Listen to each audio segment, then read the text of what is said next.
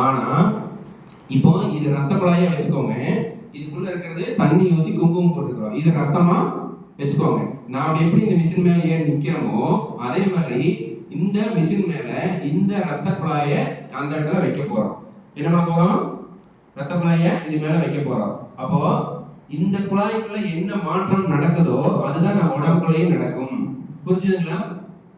உள்ள இருந்து நம்ம உடம்புல என்ன நடக்குது பார்க்க முடியாது. அதே நம்ம உடம்புல ரத்த குழாயை வெளியில எடுத்து வைக்கிற மாதிரி இது மேல வச்சா இங்க என்ன வேலை நடக்குதோ அதுதான் நம்ம உடம்புக்குள்ளேயும் நடக்கும். நல்லா புரிஞ்சுக்கணும். இது ஏதோ இந்த வெச்ச கிடையாது.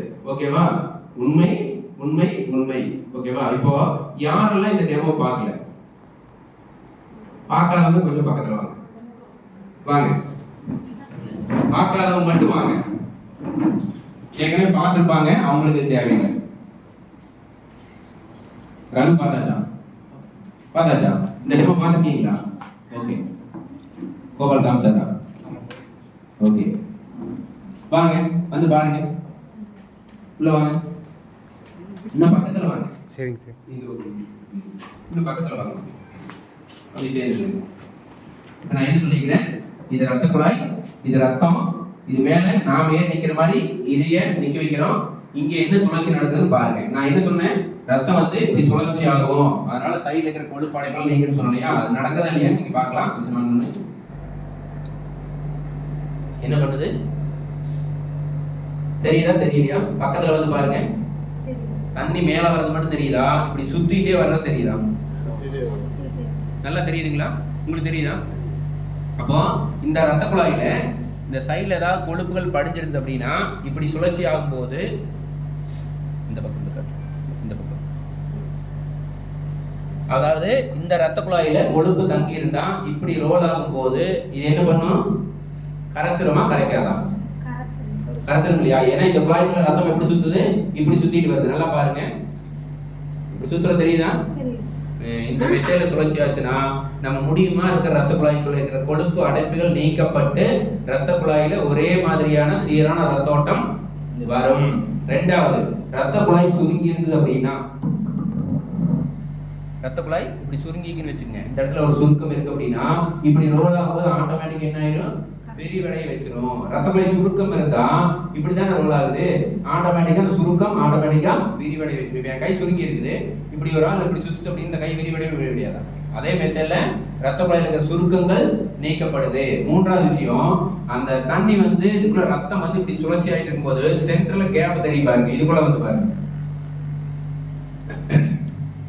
கீழே இருக்கிற பட்டன் அப்படியே தெரியுதா? கேப் தெரியுதா?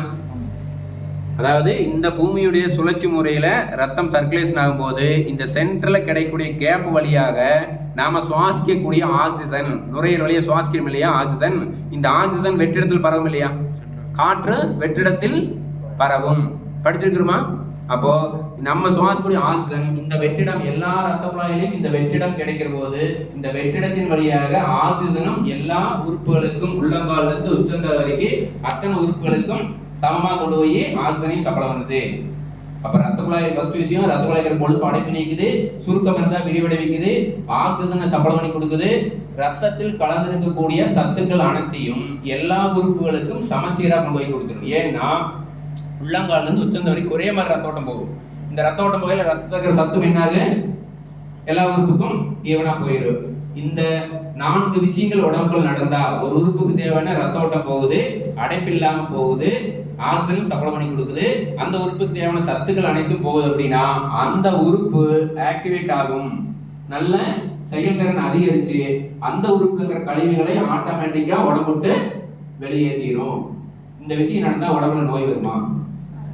இந்த 5 விஷயம் நான் சொல்ற 5 விஷயமும் நடந்ததுன்னா உடம்புல நோய் வர வாய்ப்பு இருக்கா? வாய்ப்பே இல்லை.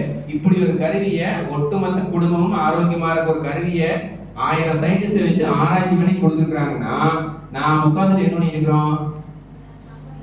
வேலை அதிகம்ட்டு ஆராய்ச்சி பண்ணிக்கிறோம். இதே ஒரு சின்ன ஒரு ரத்த குழாயில் அடைப்பு ஏற்பட்டா லட்சக்கணக்கில் கடன் வாங்கியோ முதல் வாங்கியோ விற்காத வித்த கொண்டு போய் நம்ம கட்டுறோம் இல்லையா? ஏன் வருமுன் காப்போம்னு நம்ம சிந்திக்க கூடாது? எல்லாத்தையும் தான் நான் கேட்கிறேன். நிறைய பேரு காசு இல்லாம வாங்குறது இல்லை, மனம் இல்லாம அந்த புரிதல் இல்லாம தான் வாங்குறது இல்லை. மனம் இருந்தால், புரிதல் இருந்தால் நிச்சயம் ஒவ்வொருத்தர் வீட்லயும் இந்த பிசிஎம் மிஷின் இருக்கும். இன்னைக்கு அழகா கம்பெனி ஆஃபர்ஸ் நிறைய விட்டுருக்காங்க.